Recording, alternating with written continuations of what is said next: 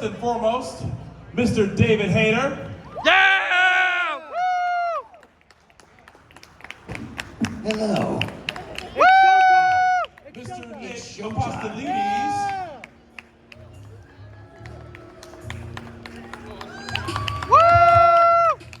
Mr. Nolan North.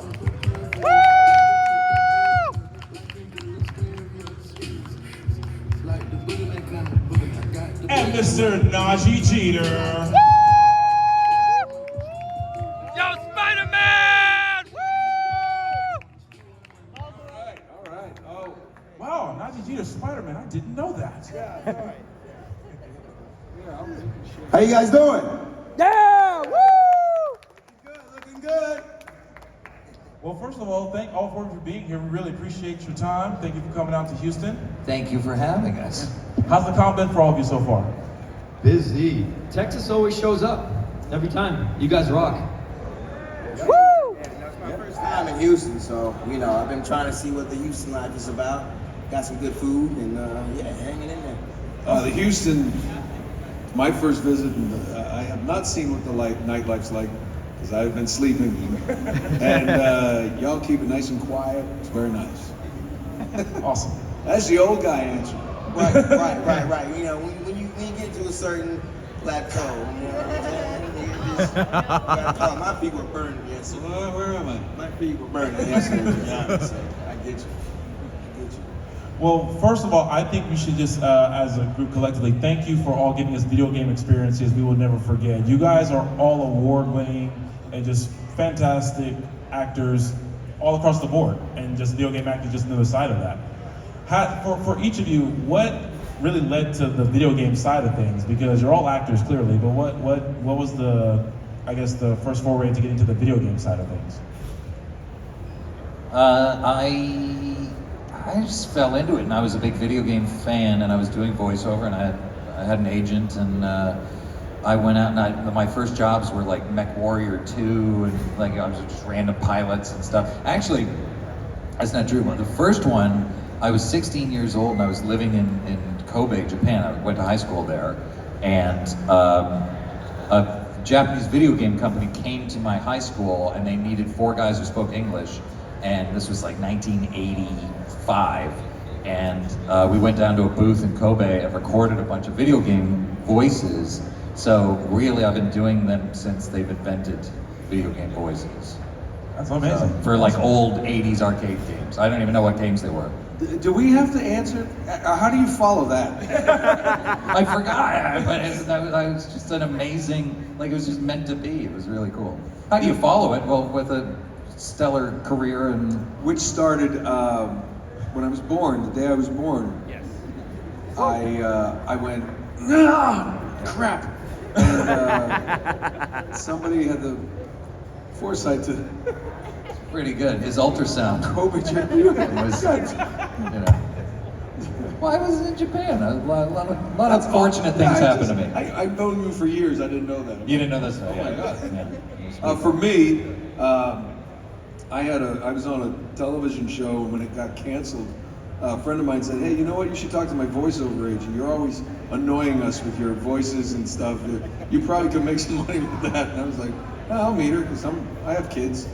And I think one of the things that's good with us is we were right around that age where they started incorporating voices into games, because the first games that I did, I didn't even look at it like there was no narrative kind of games really. So I always felt like I was just part of the sound design, because it was mostly like get down, follow me, Shoot that guy. Yeah, and it was so you didn't really think. I actually didn't want to be. I thought if you weren't recognized as I didn't want it to be a distraction to the player. That's how I always felt about it. I just wanted to be like, grenade, get down. So it just was stuff, because I grew up when guys had headphones on, playing music, not even listening to. There was no voices really. Nobody did that. So, and then so what's it like for the younger guys? Man, well, I started with the family that we have together. You can hold this yourself. I didn't want to just grab it from you. Like, I got the mic now. I didn't want to do that. I ain't gonna do that. But yeah, so Naughty Dog was my first start, and man, Neil told me, Neil and Troy, they're like, hey, once you're in this system and you're in this world, you're never gonna leave. Like, you're coming back.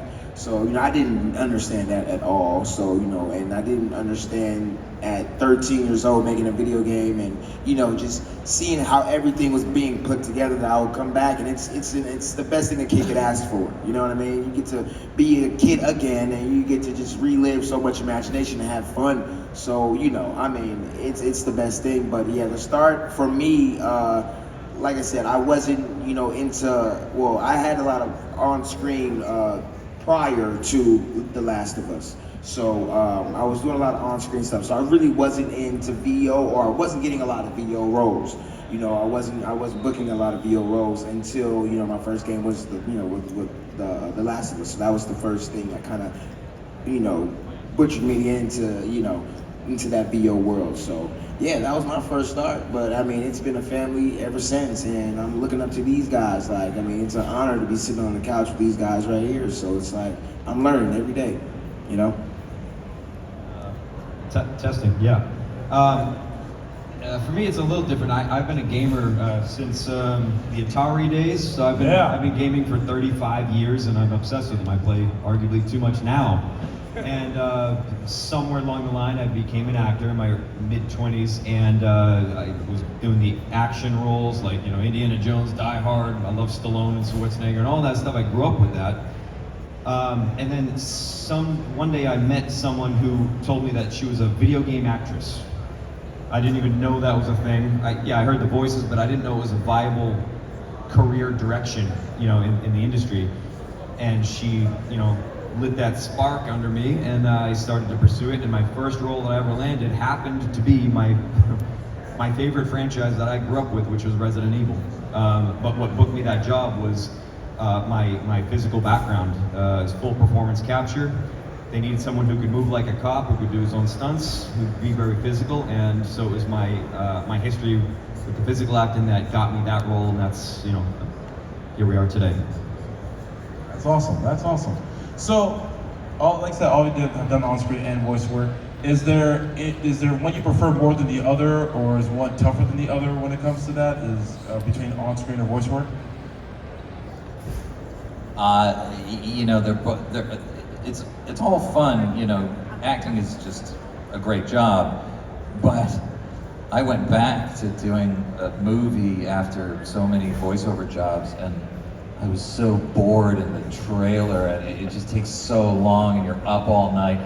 Voiceover job, you roll in at 11 in the morning, and you don't have to shave, you could be in your pajamas, and just, it's so much easier. And all I ever wanted when I was a kid was to be a movie star, and now if there's like a movie thing and it's like some low budget thing, I'm like, no, I'm not gonna laze around in my trailer for 12 hours waiting to take a shot, be covered in toxic goo and blood and all that. So, not that I'm complaining, I'm just saying it's a little more onerous on camera.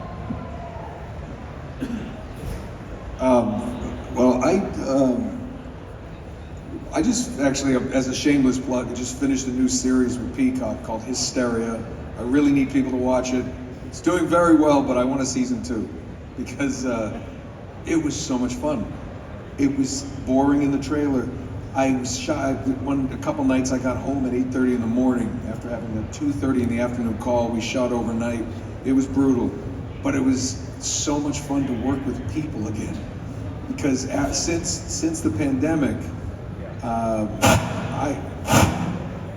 sorry.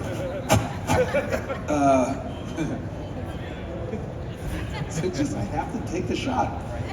Since the pandemic, we record separately now. When you're doing animation, unless you're doing, of course, motion capture, like Uncharted or Last of Us, any of these games, Resident Evil, I didn't even know that was. I don't know anything. But, and I love motion capture, because you're with other actors, you're responding, you're doing it, it's the physical part. It was nice to be back with people. I will never not do voiceover because it's so much fun. I love, just you get to play characters that you wouldn't normally get to play. I mean, on camera, I'm always seem to be Dr. Cop Lawyer. It's like this, that's him. But I've played. That's a terrible character name, by the way. I know. But I've been a Viking beaver. I mean, it's just like you get to do anything. I've been grandmothers in cartoons and different things. So, yeah. So I don't know if one's harder or better. It's like you said, it's just acting and it's just playtime. So, yeah, I think that both has its perks. As long as we're working, that's the thing. It's like, hey, you know what? Somebody's hiring you. I don't ever want to have to serve food again. That was like my goal, because I worked in a couple restaurants the day I got my first real job, and I still know the recipe for zucchini fritters and how to. It does it with a light Parmesan cheese, very nice, and bring you some ranch. It's my personal favorite.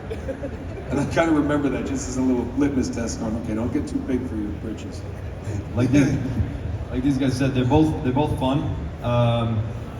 I find VO actually a bit more challenging for me because I started on camera, and with my style, I'm just a very nuanced actor. I say a lot with my body language, all the non-verbal cues that we have in our daily lives that you guys don't even realize. That's a lot of my message comes through in that way, and it comes through in my physical acting. It doesn't translate much behind the mic. You don't see that, and so you have to find other ways to have the whole message come through with just this instrument. And I'm finding that a good, fun challenge, but at the core of it, it is all just acting like he said. So that's my experience with it. I'm still learning. He's done. Who knows what happened one time. But no, I have to piggyback off you. I'm gonna piggyback off you. Yes, it is more of a challenge because, you know, with games, you know, you have to think about all of the efforts that we do put into our vocal. Like, we're not thinking every day, you know, when you're running and you're on the phone, your vocal pattern is different. You know, you're not just reading on the page. We have to do a lot of physical activity in a closed space, or like I said, if we're on mocap stage, we do have more room, but then we have to backtrack. So it is more of a challenge when you get in that booth, and we have to do breathing efforts. You have to do swinging efforts where you have to just find that motion, find that rhythm in your lungs, and you're just like, all right, cool. That's how we want to move, and that's how it sounds. So it is a little more challenge, with VO, and then with on camera. I mean, it's a waiting game. It's a wait and go. Like you have a call time, you get there, do hair and makeup, then you sit in your trailer for like all day, and then like they shoot one scene for like maybe 2-3 hours, and then you're done, but you were waiting in your room for like 16, so it's like crazy. But yeah. As long as we're working, as long as we're there and having fun, that's it. The ironic thing is, when a lot of times, like we had the show has some younger actors on it that set around a high school stage. When you have those big breaks, the ironic thing is they're in their trailer playing video games. I can't play, so I have to like read again. It's awful. It's terrible. So at the time, you're recording, like you said, you're just happy to be working and doing your roles, but then you get iconic characters like Solid Snake, Leon Kennedy, Nathan Drake, Miles Morales, and then you see the impact that it has on the fans of the characters and the stories that they tell. What's it like now seeing it up close and personal that what was just a job for you meant so much to someone else? How does that feel seeing it firsthand? Man, it's an honor. I mean, we get so many different stories, from families, from the kids, of what our projects have either brought them through, or what our projects have done for their family. You know what I mean? Just bringing everybody together, because that's what video games essentially do. You're in a room with your friends, or you're either online playing, or it brings people together. So it is a very impactful thing. It's a certain spirit that we bring. I have nostalgia for everyone I see here. You know what I mean? So I know what they're bringing for me. So I know what we're doing for other people as well too. So I mean, yeah. I'm always amazed when we get to come to these conventions. All walks of life play the games, all ages. I've met I met an 82-year-old grandfather in Birmingham, England, who plays online with his grandchildren who live in Michigan. And he was so proud. He's like, "Coach, oh, now beat their asses because they have to go to school and I'm retired." And he was really good. And he's talking about, he's like, destiny. He's like, "Oh, my ratios are up to a 19. I'm like, I don't know what that means. And there's kids behind him going, "Really?" And I'm like, so I just love that. I think that, because when I was growing up, our parents used to kick it. You couldn't be inside for some reason. My dad would come home, he'd go, "What are you doing inside?" I'm like, "It's cold out." He goes, "Put on a jacket." And I'd just be standing in the backyard going, I was like Butters. I'm like, "Okay, how's that out here, Dad?" I'm like, but now, because you weren't allowed to be in my house, you weren't allowed to play video game in the basement or anything. So now to see, like you said, it's a great point. People play together, and then you can, the technology and the storytelling is so much better. So yeah, I'm just always amazed. I love seeing so many walks of life. I've just embraced it so much. And yes, perfect word. It's an absolute honor to have been part of these things. Yeah, my parents were the same. I grew up in that era where my parents wanted me outside playing football and basketball with my friends after school, which we did, but my mom wanted to throw my Nintendo across the room and break that thing in half. But everything they said, ditto. But for me, it's like looking in a mirror, because growing up, I was playing all the time with my friends.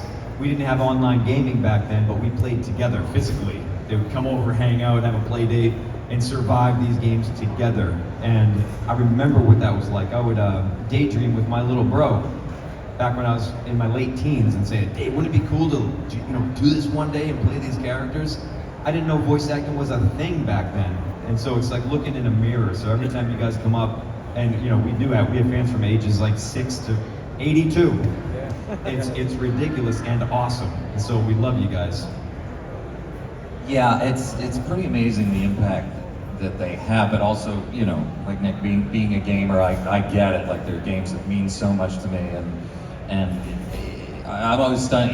Like, grown men will come up and I'll say something in Snake's voice and they'll start to cry, and that started a few years ago, and I was like, oh wow, that's intense. But I just want to say, I'm replaying Miles Morales right now, and it's so cool to see a Spider-Man who's not like the standard white guy thing. The music, the costumes, your performance, like, I just think that's so badass for this generation. So I just want to answer from the perspective of a fan, because it's such a great game, such a great performance. Thank you, man. We got to think about Pete's story, man. His story was rough. Yeah. He lost his parents, living with aunt and uncle, so he had that type of life. He had trauma, man. Yeah, trauma, man. That's what I'm saying. So it's like, that's my number one thing. That's why I related with Pete growing up. You know what I mean? Because I come from a single mom household, the only child. So I didn't lose my parents, but I didn't have pops in the house. So I kind of had that feeling of when Uncle Ben was gone. I related. I related to Pete. So it's just so crazy how God works, the world works, and everything comes back around. But I thank you, man. Yeah, no, seriously. So we are running almost out of time, unfortunately, and I'm really sad. And we're having this great conversation. But for like you said, you saw like the beginning of video games and how even if you weren't that huge a fan, you saw they started, and to see where they were before to like this art form of like storytelling, the music, and everything where they are now. What is it like to see that growth and know that all four of you have a huge hand in people calling video games art now? Like, there was that debate for years, but I think that debate's been silenced, and video games are considered art now, and efforts like what you four have done are part of that reason. What does that feel like for you? Well, first of all, you looked at me when you said, I love video games. I'm just terrible at them. And it's like, hey, you haven't played Uncharted that much? I'm like, what? Listening to yourself die over and over, like, kid, no. It's like, why am I doing this? It's so depressing. And I'm playing on toddler mode. I'm not trying to crush it, whatever it is. I just, joystick button. And now you have to be a engineer to be like, I'll play with my kids. And they're like, L2, and what's that? You're dead. Hit X, where's that? You're dead. what? You can't look. They're over there doing like this, they're getting a drink, you know, like they could. It's so I love the forum. I mean, I watch them and I'll watch them play, but I get yelled at by my kids. I'll play Destiny and I came in and I grabbed this thing. He goes, "You're ruining my ratios." You know, I got in trouble. I'm like, I bought the damn thing, player. And the game bought the house. Get outside. It's cold. No, it isn't. It's California. Get outside. No, but it's like, yeah. I mean, I'm this industry. I've been blessed to be part of this. Like you said, you know, there weren't voices in video games. I've had people ask me, "Do you always want to do voices in video games?" I'm like, no, they weren't voices. It was literally like, bong, bong. That was it. So I am forever grateful. No matter what I'm doing, whether I'm doing a film, a TV show, or I'm always going to do cartoons. I'm always going to be interested in games. I just got a cool, they sent some kind of cool audition for something, and I'll kind of go through them, because, you know, if it's just those, I'm going to scream for 3 hours, you might kind of go, but there's amazing writers and creators in the gaming industry, and it's a great place to tell stories that may not get us a place somewhere else. And let's face it, most games have how many hours to tell a story? And they push it into a 2-hour movie, and most people go, it's not as good as the games, because you're not on the stick. You're not in the movie. Now you're just watching it. You're watching it. So I think there are certain stories that games can tell better and let you be part of than other forms of entertainment. And yeah, I honestly, I just count myself very lucky to have been at the right place at the right time in the industry's infancy to actually be invited to sit up here. So I'll say quickly, I know we got to get out of here soon, but I think it's really cool. I was fortunate to see the entire evolution of video games from Atari to now. You get everything in between for 35 years or so. But what also is cool is that a lot of people our age, not you, but our age, who grew up with Atari and Nintendo, they grew up with the 8-bit, 16-bit era. Now they're old enough to be game developers, and we get the tech for that. And these indie studios are making badass indie games that I play on the Switch all the time on planes, that are 8-bit side scrollers that I eat up like cherry pie. So I think it's cool that we're seeing like a retro wave of where it all started with these new games. And one of them is nominated for Game of the Year, Balatro, the card game. I'm playing that right now. Indie studio, I think a few guys made that, or maybe one guy made it. Game of the Year. It's just cool.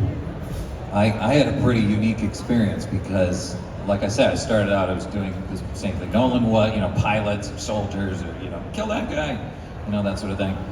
It's a pretty good performance. And then I got cast in Metal Gear Solid, my first Metal Gear game, and they sent a 1,000-page script. And then we were recording the first day, and they said, we want to show you a cutscene from the game. And they played the Snake shoots down the Hind D helicopter sequence. And just our jaws were on the floor. And I, having known video games as well as I did, I was like, this is entirely different. Like, this is cinematic quality storytelling, and this is going to change everything. So I remember the moment when gaming changed. I was lucky enough to be there, and that just, you know, Kojima was so brilliant that it changed everything. And then here we are. And then, you know, Uncharted are like these epic adventures. And, yeah, Resident Evil and all those things. So it was amazing to see that change in the industry, and to, you know, and to be in the middle of it, which was pretty damn cool as well. Well, from all of us to the four of you, we thank you so much for these games, for all your work in them, because I really do think that these games brought all of us together in ways that we probably wouldn't have had it not been for the work you guys put into it. So we thank you from the bottom of our hearts for all you all have done. Thank you. Thank you. Guys, you guys know video game legend. And we thank you so much. Enjoy the rest of the con. Guys, visit their table before they head out for the weekend. We thank you all so much. Come see us. Thank you, Houston. Thank you.